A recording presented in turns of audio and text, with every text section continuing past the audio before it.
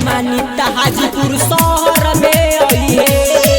जब मान में आई न जमानी त हाजीपुर शहर में आई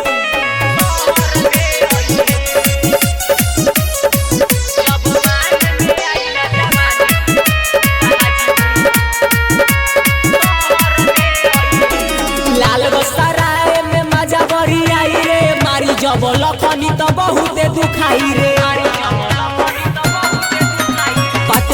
बहुआ में मजा बड़ी आई रे मारी जब लालपुर तो बहुते दुखाई रे मन जाई ठंडाई दुनिया नहर में आई है मन जाई ठंडाई दुनिया नहर में आई है जब मान में आई न जमानी जब मान में आई न जमानी त हाजीपुर शहर में आई है जब मान में आई न जमानी तो महुआ शहर में आई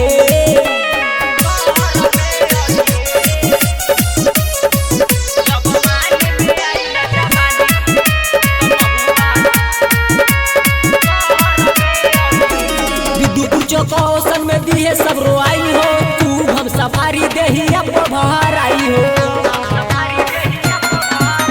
राघोपुर चौकौसन में दिए सब रोआई हो तू हम सफारी देही अब बाहर आई हो निशु रंजन के संगे खेत रहर में आई है निशु रंजन के संगे खेत रहर में आई है